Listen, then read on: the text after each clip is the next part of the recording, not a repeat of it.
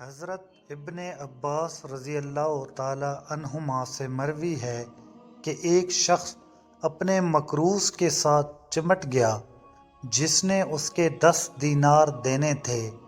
اس نے کہا، اللہ کی قسم، جب تک تو مجھے دے نہیں دیتا میں تجھے ہرگز نہیں چھوڑوں گا سوائے اس کے کہ تو کوئی ضامن یا کفیل لے آئے۔ تو نبی صلی اللہ علیہ وآلہ وسلم نے وہ اپنے ذمے لے لیے۔